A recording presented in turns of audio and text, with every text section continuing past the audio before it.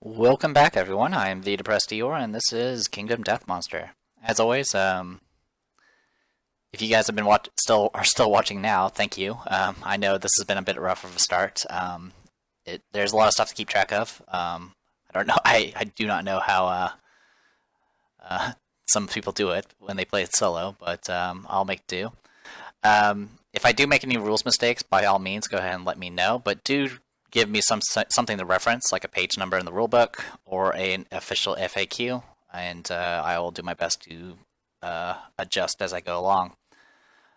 Anyway, we are at the year 2 settlement phase, so we got to get that going. So first things first, we pull up this, set up settlements. I've already done all the healing and all that stuff. Our last battle was very, very difficult.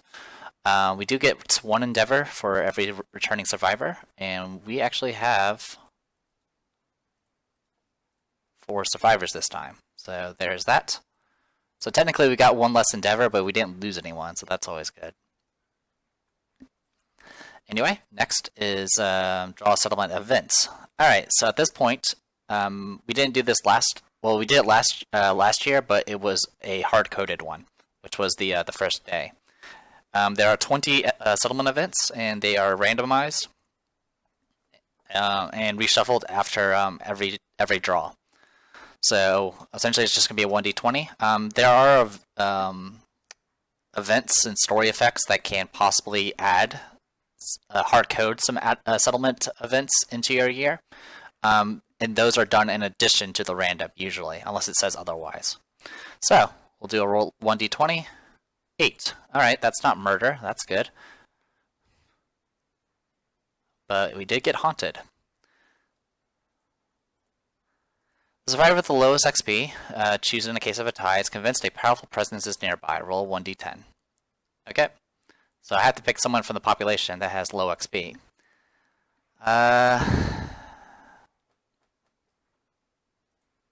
Let's pick Rikako. I could pick a male, but those are I'm trying to keep those alive because reasons. So we pick Rikako, and now the other requirement now is to go ahead and roll a 1d10. So let's try this and see how our luck is going to start this game. Not good. The survivors panic and zealously preaches that they are not alone in the settlement. No one can spend endeavors or innovate this settlement phase. You may avoid this by exiling the rating-nominated survivor into the darkness, killing them. So yes, I'm going to go ahead and exile Rikako, and that will kill her. Sorry if it sounds like I'm doing this without hesitation, but I need to be able to innovate, and I need to be able to do actions. So, Rikako, you are the weakest link. So I'll add her to the list. And that's pretty much it. So let's go ahead and update our population. Edit. These links here, if you get the URL from the website here, you can get a link, or you can just copy this, though it's very, very long. And if you copy that, you can save, that's how you kind of save your character sheets in this. So let's go ahead and keep going. So we got rid of Rikako, which is going to bring us down to 10 named characters. And 12 total survivors. Now, the good news is, doing this, now even though it says exile, which means there's technically not going to be a body, you still get the benefits of like graves and cannibalism and stuff like that. Whenever a survivor dies during the settlement phase, gain 1 endeavor. So we get 1 endeavor out of that. So we're now up to 5, and we lost a person, so it's just like last year. Okay, so there's that. There's not really anything else we need to worry about for this event. Yeah, we could have potentially gotten some stuff out of this, but yeah, it's not great. In fact, the other time I've gotten haunted, it did exactly that as well, so yeah, not great. Settlement phase. We did an event, update the death count, which we just did.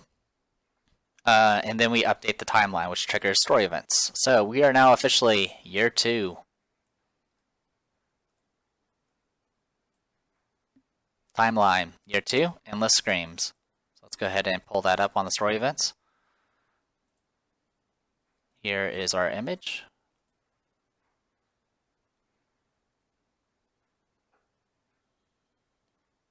looks pleasant, just like all the pictures here. A lot of the art style in this game, it's like a mix. It's like half and half. Well, I guess half and half. So half of it's like very anime type style, and the other half is very like gritty, kind of like a realistic style in some cases. Anyway, endless screams. A scream pierces the silence around the settlement. As the noise fades, a chorus of horror rises up in answer. The settlement erupts into chaos, trying to comprehend the source of the terrible wail. You may now hunt the screaming antelope. Add it to the gory list on the settlement record sheet. Nominate a single survivor to stand amidst the madness. They gain +1 courage and become the voice of reason, in which case we roll 1d10. So, right now, Alice has 1 courage. I don't think any, and I know 1 other curse, and Chiori has 1 courage. Chiori's already going to be skipping the next hunt anyway, so if anything bad happens to her, it's not going to be that big of a deal. So I'll go ahead and do it, which is going to go ahead and give her +1 courage, and then we will go ahead and roll a 1d10. Oh, yeah, that's good. Alright, survivor's face turns pale, and the courage drains from their eyes. Without hesitation, the survivor turns on their heels and dashes for the darkness. Sadly, their foot catches a stone face, and they fall face first into the floor. The survivor loses 1 courage and suffers the broken jaw, severe head injury. So that's great. So far, we've had 2 events, and both of them have done. One of them's killed a character, and the other one has done a severe injury. So let's go ahead and pull up the severe injuries. For head, broken jaw, it's shattered jaw. You drink your meat through a straw. You can no longer consume or be affected by events requiring you to consume. You can no longer encourage. This injury is permanent and can be recorded once. 1 bleed token. Bleed token's irrelevant because we're not in a hunt event, or we're not in a hunt. So I'm gonna go ahead and add shattered jaw, and she can no longer encourage. Alright, and go ahead and remove that courage. Okay, good. I didn't want any good things to happen to me anyway. So as much as the RNG can screw you over, it definitely can ensure that your playstyle will change every time you play it, because rolling a 10 on that event would have given us a support character, essentially, which is pretty unique. But not today, it looks like. Alright, so far the die rolls have been all bad. So let's keep this going. That was the timeline, and now we just develop. Now, as mentioned, we now have access to a new monster to hunt. It's known as the Screaming Antelope. We can fight a level 1 Screaming Antelope, or we can either fight a level 1 White Lion or a level 2 White Lion now. For the most part, we're probably going to be fighting a level 1 White Lion again, because that's probably the safest thing for us at this point. We barely survived that last one, so... before we do anything, we also have access to the Caterium. Just one from what we got from defeating the White Lion for the first time. So we have things that can give us direct uses of the White Lion resources that we collect now. But anyway, first thing we're going to go ahead and do is I'm going to go ahead and spin this question mark as an organ. I'm going to spin that hide as a hide, and I'm going to spend 1 of these bones, probably the Great Cat Bone. And I will go ahead and spend an endeavor to go ahead and innovate, because I need to see what we get before we try anything else. So we have we have 7 cards in the deck right now. So it's 2d7, and we get to pick one of them. So 2d7, 4 and 7. 4 is Inner Lantern, and 7 is Bloodletting. Okay, innovations, Inner Lantern, and the other one is from the Ammonia, which is Bloodletting. Alright, let's go over Bloodletting first. Bloodletting gives you access to essentially an endeavor that you can do. Also, just having the innovation can have some benefits during certain events, like dealing with sickness and plagues and things like that. But the primary thing you can do is you can spend 1 resource and roll 1d10.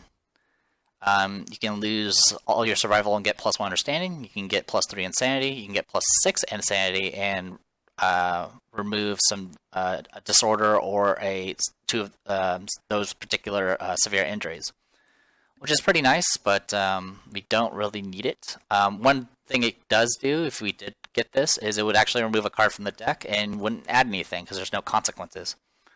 So this would be the end of this branch as far as that's concerned. But Inner Lantern, on the other hand, is a faith.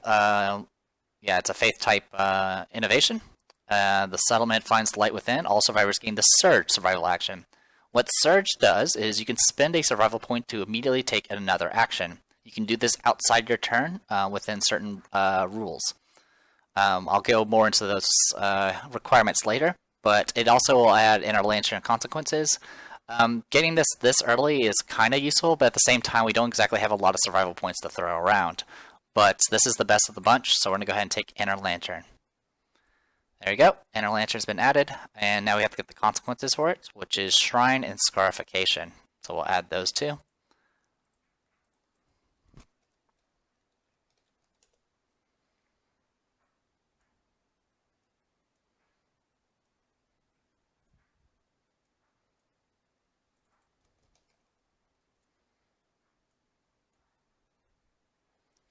And this will bring us up to a deck size of 8, which is not that bad.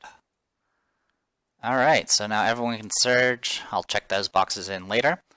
Okay, so with that said and done, and since I'm already on a roll on bad rolls, let's I'm gonna go ahead and spin this love juice that we collected last part, and we're gonna go ahead and use it to immediately cause an intimacy event.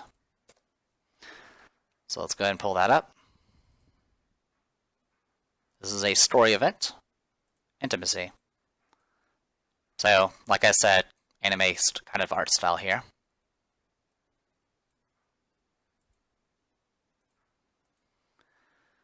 Nominate one consenting male and one consenting female and a survivor and roll on the intimacy table below. Alright. I will say right now, if we roll the same numbers that we've been rolling for our event so far, we will lose people. There's not really any middle ground for this. It's either you're going to get population or you're going to lose population for this. So first things first, I need to actually pick some characters to do this stuff. I'm going to go ahead and pick an unnamed male, and I will pick Marissa as the mother. Alright, with that pick all said and done, let's get this going. 1d10, and she's dead. Alright. Well, I did say I was not going to rage quit, but I can already tell this is not going to go well from us.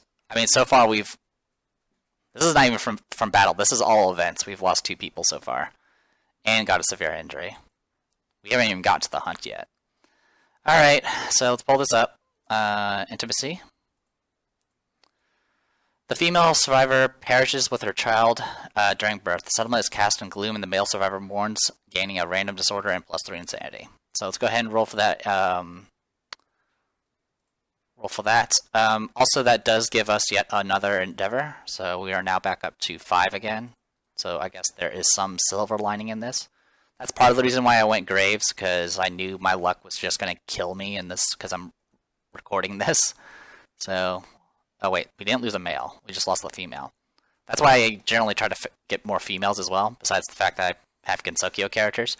But they have a higher chance of dying from the intimacy event than males do. Males only die on a 1. So bye-bye Marissa. You didn't even get to do anything. This is why I usually just leave most characters unnamed, but I figured this would drive me insane a little bit faster. Okay. So I still need to roll for the disorder that we picked up, so let's go do that real quick. Disorder, there's 23 of them, so let's roll 1d23. 6. 6 is Fear of the Dark. You cannot bear the oppressive darkness any longer. You retire. If you gain this disorder during a hunt or showdown, you put on a brave face until you return to the settlement, vowing never to leave the Lantern Horde again. Alright, for a male character, that's not that bad, because I don't intend on sending our males anytime soon. So we're just going to go ahead and mark one of these as with +3 insanity.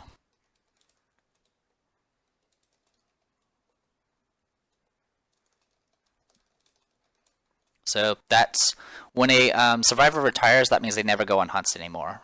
For example, if you went all the way through, if you got through the entire, this final box here is retired, so you would have all that hunt XP, but you wouldn't be able to do anything because you're retired.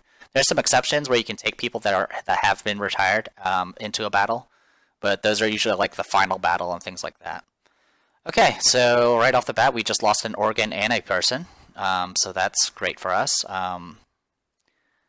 Let's, I don't know, craft something, I guess, because I kind of just want to do some stuff at this point. So I kind of took a look at the Caterium stuff.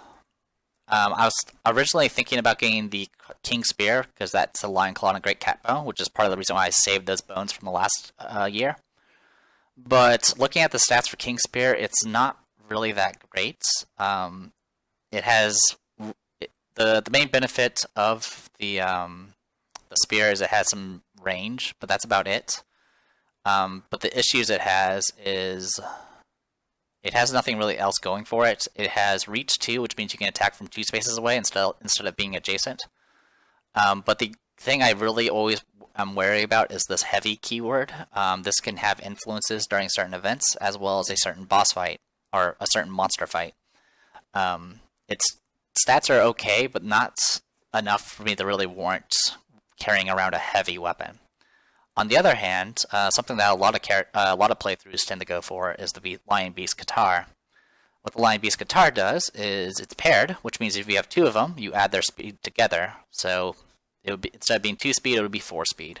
It has 7 accuracy, which is not great, but it has 3 strength, which is pretty decent. And they have Deadly, which gives you +1 luck. Note, you only get the benefit once. You don't. So having 2 of them doesn't give you 2 luck. It just gives you just 1. That's just the rule of duplicates in this game and stuff like that. But yeah, +1 luck is not too shabby. I could give that to Yuka when she recovers, and that'll stack with her already in 8 +1 luck, which will mean she will crit on 8, 9s, and 10s, which is not too shabby. And if we happen to actually complete the White Lion set bonus can give you bonus to daggers and guitars. So that could be something I go for. I don't know. Since we got ammonia so early, we might end up going something different. But that's kind of where I'm leaning towards. I'm thinking about just getting a bunch of weapons. I do really want to finish the Rawhide set, but for right now, I think I'm just going to grab a bunch of weapons and hope for the best. So for the Caterium, we're going to go ahead and get 2 Lion Beast Guitars, which is going to cost us 2 hides and 2 Lion Claws. So that, and that. And then the final thing we're going to go ahead and grab is the bow. There's a Catgut Bow, requires a sinew and a bone. This will give us a actual ranged weapon that you can get proficiency in, and also you can get later on arrow items that are one-use items that go with a bow that lets you do things like stat debuffs. So we'll go ahead and grab all of those, and we'll just get that all crafted. So we got a bunch of weapons. We're still pretty lacking in defense, but we should be okay. So here's our Lion Beast Guitar. We get 2 of them. I'm just hoping we can just overwhelm our opponent before they can do anything. And then the other one is the Catgut Bow. Catgut Bow has 2 speed, 7 accuracy, and 3 strength, so it's not too shabby. It has 6 range, just like the darts. The only bad part is it has Cumbersome, which I'll bring up in a second. So Catgut Bow, Cumbersome. Spend movement as an additional cost to activating this weapon. So this weapon you can't move and shoot. It requires both a movement and a action to use it properly. But it's going to be okay. Alright. So with that all said and done, all we have left is these 2 scrap, which we can't really do anything with right now. But what we can do is we do have 5 endeavors, and we have this organ grinder here. So we're definitely going to go ahead and take advantage of that. The only person that has understanding right now is Alice, and I do intend on taking Alice on the next hunt. So I think we will go ahead and use her to do these auguries. So I'll go ahead and pull this up just so you guys can actually see it a little bit better. So there's the augury. 1 to 3, lose a resource, get +1 understanding. 4 to 7, +1 survival. 8 plus is intimacy. If you do this when you have a character, if you use a character that has 3 or higher understanding, you can get +1 on the roll. Well, not you can, you have to add the +1. So higher understanding characters actually have less of a chance of getting understanding from auguries because they're too smart. Alright, so we're just going to do these one at a time. So 1d10. Alright, natural 10. So that is an intimacy. So, once again, I have to pick a pair of characters, and we just popped our 10, so I'm not feeling very confident right now. I will go ahead and take the retired unnamed character as the male, and for the female, I will go with Yumimi. So, Yumimi and the Fear of the Dark character. Okay, 1d10. 5. Okay. Whew. Alright. We're getting somewhere, guys. Alright, story events. Intimacy. A new survivor is brought kicking and screaming into the world. The child's eyes are free of the ink that stained the founder's face. The settlement gains +1 population. Now, it says over here, the first time your settlement gives birth to a new survivor, gain +1 population, the survivors ponder existence, and you get principal new life. So, just like how we got a principal for our first death, we get a principal for our first newborn. So, here it is. It's that scene from, what was it called, like Red Spear or something like that, that Jet Li movie. Anyway, you can see the parents, and then the child has to pick either his favorite toy or the sword. So, I did mention in the intro video that I was going to be house ruling a card, and this is the choice. This is one of the cards that we're going to be house ruling. One of the things that I guess the creators of the creator of this game really, I guess one of his pillars, I guess you can say it is, was something about, like, nurturing families and stuff like that, like family above all else, which, I mean, is, a good sentiment, in general, but as far as the setting's concerned, it's kind of almost just kind of out there. I mean, it's an option, but it's so heavy-handed in this particular aspect, it's a non-choice. And the creator has admitted, I've heard that the creator has admitted that this was intentional, that this is supposed to be a non-choice. Some people try to justify it as like a hard mode, but honestly, it's honestly I don't like it. Some people try to say it's like artistic vision, but really I think it's just bad design. In this game, it's all about choices and living with your decisions. You shouldn't really have one that's so lopsided. But let's go ahead and go over this. The group must decide how to raise their young. You can either do without mercy or with affection. Without mercy is the toys are taken from the child and replaced with a cold stone face shard. Training begins immediately, and you will get access to survival of the fittest. With affection is the settlement embraces the child with warm arms. Nurturing new life is their highest calling. So with that said and done, I'll go ahead and show these principles. They are down here. Alright, so here's Protect the Young. The children are the future. When rolling on the Intimacy story event, roll twice and pick one result, which means far less deaths. Also, a lot higher, better results. And then, where is it? Survival of the fittest. You get +1 survival limit, so that increases your max survival. But then when rolling on Intimacy story events, you roll twice and pick the lowest. And all newborn survivors gain +1 strength. So, essentially, in exchange for 1 survival point and having all your characters all newborns start with +1 strength, you're going from a 30% death chance to, I think someone did the math, it's like 57% chance that you will, when doing an intimacy event, that your character will die instead. So that means majority of the time, you're going to lose population during intimacy rather than gain it, which is a bit ridiculous and it's super lopsided. The house rule I do is still the +1 survival limit, +1 strength, but only roll once. So you still have that 30% chance of being screwed, and which is still pretty dangerous. My friends that I've been playing this game with, we were playing with this rule, and with our luck, about half the time we lose somebody, or lose 2 people. We've lost 2 people twice, I think. So it's been It's still pretty harsh, and that +1 strength is good. And I think just having it roll once, I think makes it just about worth it. It's still it's dangerous. It's a playstyle where you're very focused on having very strong individuals rather than having a very high population. And I think that's House Rule works with it. So that being said, I'm still going to go ahead and go with the other option because you've already seen how bad my die rolls are. If I go Protect the Young, the chances of me getting my characters killed is, instead of 30%, would be 9%. And I need all the help I can get. So we're going to go ahead and take Protect the Young. And with that, I need to roll a 1d10 and see what happens. Sorry if that was a little long-winded. I'm always pretty passionate about game design, and it really disappoints me that this flaw is kind of in the game. But most people just house rule it, and my group is fine with it, and I'm okay with it. And it doesn't really matter because I picked the other option, so there you go. So, 1d10. Another natural 10. Holy crap. Alright. The child is raised by the entire settlement and endowed with the hopes and wisdom of all. The newborn survivor gets +2 understanding and the strategist fighting art. Alright, this is a huge amount of stuff that just happened. Alright, so first things first. We have Graves, which means we get +1 understanding for all newborn survivors right off the bat. So we're going to go ahead and use this blank character sheet. We'll make it female, +1 understanding. Then we get another 2 from the event, and we're going to get strategist, which I'll go ahead and type in right now.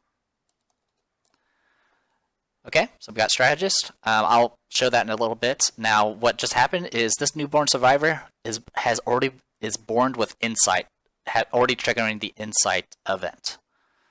So let's go ahead and show that off. Holy crap, that's awesome! I'm very happy that happened. All right, let's do some stuff in order. Sorry about that. I was not expecting such crazy luck that suddenly hit us. We'll just put the female. Well, I'm gonna name her anyway, so I'll just go ahead and put her in the name slot. So 8. I mean, we're still down population. We've lost a total of 1 so far, which is not great, but hopefully we can make do. I'll find a name for the character in a bit, but yeah. So next we have the insight event for that character. Here's the image. So yeah, the art style kind of switches to like 2 or 3 different types. I don't mind it, but it's definitely sometimes a little jarring to see it from page to page. In a single moment, the curtain of the world pulls back. Select the epiphany corresponding to the current game phase. A survivor may only gain these benefits once a lifetime. So, for both courage and understanding, their first story events that are associated with them, what you get from it is entirely based off of what phase you triggered it on. So in this case, we triggered it during the settlement phase. The hunt, which once filled you with inexorable dread, takes on a new dimension. Your expeditions outside the settlement inspire you with curiosity and wonder. Gain the following ability and roll on the table below. Tinker. When you are a returning survivor, gain +1 endeavor to use this settlement phase. So she's essentially worth double endeavors. And we can roll a d10 to see what we get. Unfortunately, we've already innovated this round, so there's a 30% chance that this is going to do absolutely nothing. 7. Gain one endeavor for the settlement phase. So we just got back an endeavor. Alright, so this character that I have not named yet now has Tinker. Okay. Holy crap. Yeah, just stuff happening left and right, guys. Alright. Get rid of that disorder. Fighting arts. Should be strategist. During the showdown setup, after placing terrain, you may add a giant stone face or a toppled pillar terrain card to the showdown board. So I can ensure, if I take this character with us, every showdown I can ensure that we always have a giant stone face. And since we have 2 ranged weapons, that's a pretty awesome trade. The toppled pillar can be useful, but honestly, giant stone face is usually more beneficial overall. Okay, so yeah, that just happened. So our endeavors, yeah, we should be back up to 5 now. Yeah, we're back up to 5 because we would have just spent 1 and got it back from the insight. Okay, so from now on, we can now continue to do this. I could with this new character that has 3 understanding, I could do auguries with +1 to the roll, but I'm not going to. I'm going to go ahead and continue to use Alice in hopes to get her to become a tinker as well. So let's go ahead and get that started. So we'll go ahead and roll another 1d10. That's a 1, which means I have to sacrifice a resource. If I do, that's +1 understanding. So there you go, +1 understanding. It kind of sucks that I'm losing scrap, because I'll definitely need that later. But for right now, it's definitely good to go. So we'll go ahead and do another augury. That is another, we lose the other scrap, and Alice triggers her insight. So she gets tinker as well. And we'll go ahead and add now we'll go ahead and roll a 1d10 to see what happens with her. 7. That is the same roll we got last time, which gives us back a,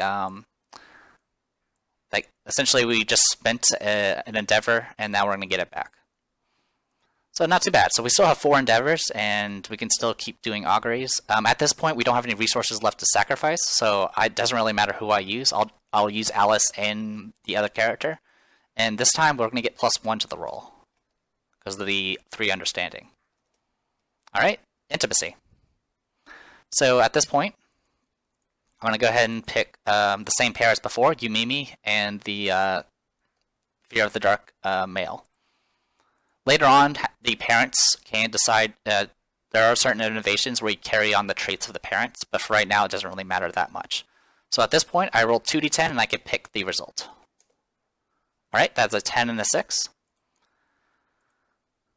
Alright, so we're now finally getting kind of into the swing of things here. So, intimacy, 10. Now, if we had Hovel, this would do something another event, but we don't have Hovel. Instead, this will just do, the settlement celebrates a twice fortunate event. A pair of healthy, newborn survivors enters the world. The settlement gains +2 population. So, right off the bat, we get 2 more population, which we'll definitely be naming. This is great. This is a very good result. We're up to 14 population, so we're now actually quickly getting back to where we were before. Actually, we're ahead of where we were before. Okay, with that said and done, that did cost us an endeavor, so there we go. Next, we'll do another 1d10 +1. Another natural 10. Okay, we'll go ahead and do the same pair as before. Actually, I'll use an unnamed female and the crazy male. No point in killing a Yumimi. Actually, no, I'll keep it as is. Yumimi, same pair. We'll keep going. 2d10, 7 and 6. So intimacy. 6 is what we did before. That was the first one born. 7 though gives you +1 population, and the male and female survivors get +10 survival each, which essentially just maxes them out. Not a big deal. So the big thing though is we got our 15th population. Go ahead and make sure I remove that endeavor. Okay, 15, 11, 13. So yeah, I'm trying to go very heavy in the population here, because that is definitely one of the ways you can build your settlement. Alright, now one of the triggers in this game is if you get 15 population, this will trigger another principle. I don't remember exactly what it's called. I need to grab the settlement sheet real quick. There we go. So, population reaches 15, we get the principle society. Definitely very good to get this as soon as possible, because it definitely helps for a number of story events. Principle society. Here's your image. Careful, not exactly safe for work. Yeah, a little crazy there. Not what you expect for a society, but this is Kingdom Death.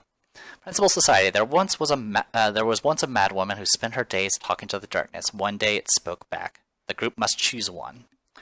We need to do collective toil. Tainted by darkness, a survivor nearly brought ruin to the settlement. On the day of her exile, the people decided that all must spend equal time hunting and working to avoid future disasters. -1 population.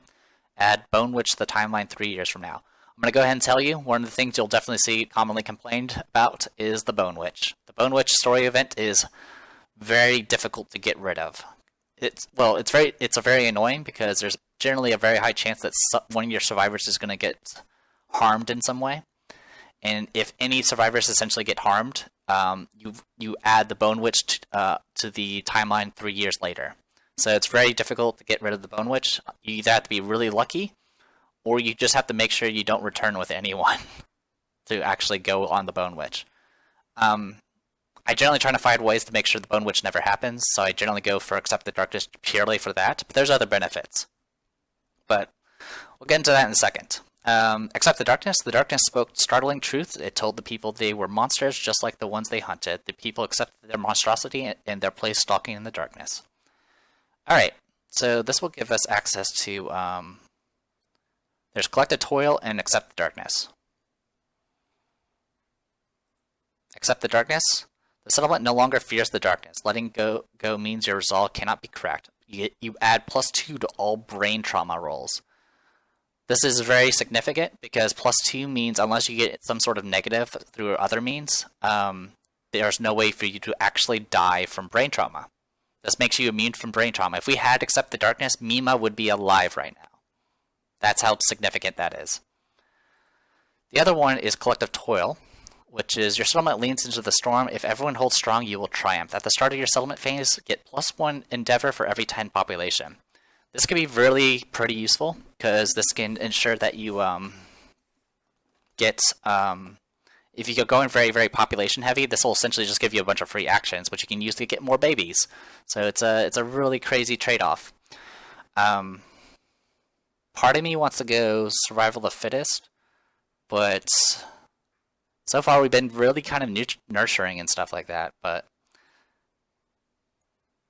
I mean, I guess my lore gut instincts usually tells me, you know, obviously we're no better than the monsters, so might as well just be like them and try to survive like them. But Collective Toil will also give us kind of some interesting stuff where we're trying to survive as regular humans. But I think I've been nice long enough. I've done graves, I've done nurturing family. We're going to be a religious, nurturing group of monsters. So we're going to take Accept the Darkness. Alright, so now we get to roll a d10 and see what happens.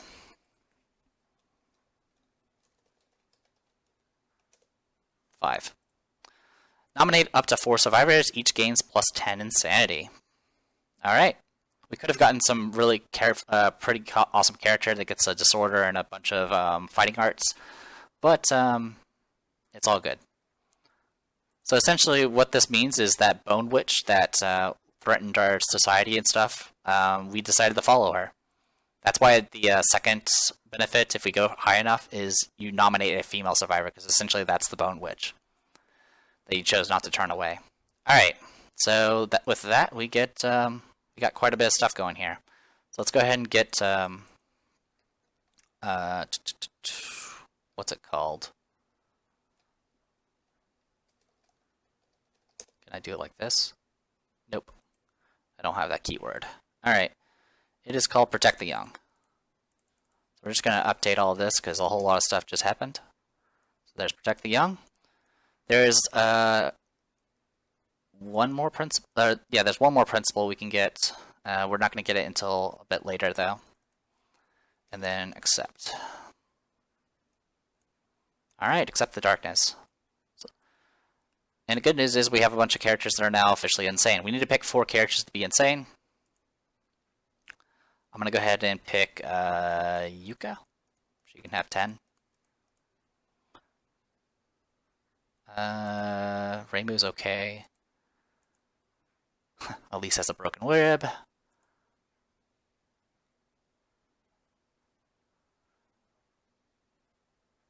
Oh, I know what to do. Rayask is going to get a bunch. Renazuki's going to get a bunch. And I'm actually going to give the last 10 to... Who do I want to give it to?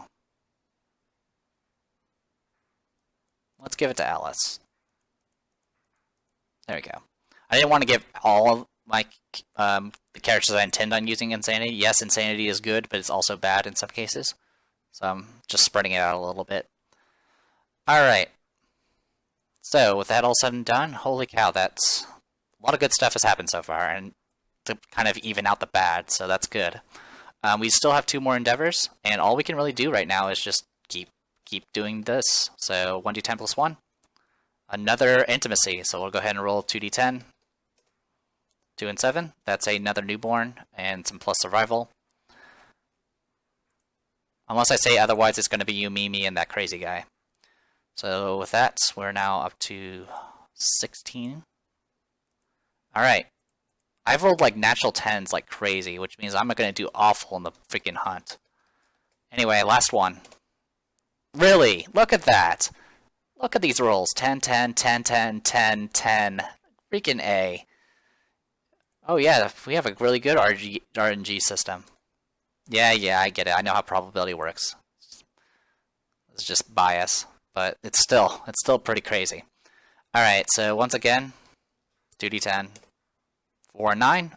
9 is twins, or well, not twins, but yeah, we get a pair of newborn survivors, so that's another +2 population. So our population is now up to 18, despite all the stuff that just happened. So I have a bunch of female characters I need to name, like a lot of them. And yeah, I'll definitely be doing that off screen. But for the most part, let's go ahead and get some of the fight board set up. Obviously, we're not going to be able to take any of these characters because they have to miss next hunt. We're probably going to definitely take Alice at the very least. We're also going to take that other character that also is a tinker, so we can get as many endeavors as possible. And yeah, so we got quite a variety of stuff we can work with here. Gear-wise, the person with the armor is still going to be stuck with the bone blade, because I need that connection there. But we can definitely do something like Lion Beast Guitars for that person, and a Cat bow for somebody. They can have a Founding Stone as well. Alright. So once again, we're very light on the armor, but I'm hoping we'll pull this off. At least for one more run. But I'll go ahead and call this a video. When we come back, I'll have everyone named, and I'll decided which survivors to send on the hunt. We will go ahead and fight another level 1 lion, despite the fact that we can fight an antelope. The white lion is the easiest of the bunch, simply because you get to start with tall grass. And we definitely need that tall grass right now because we don't have much in the form of armor. That, and I also just want more lion parts, so I can do more crafting with the Guitarium. So, I am The Depressed Eeyore, and this was Kingdom Death Monster. Hopefully you guys enjoyed it, and I'll see you guys later.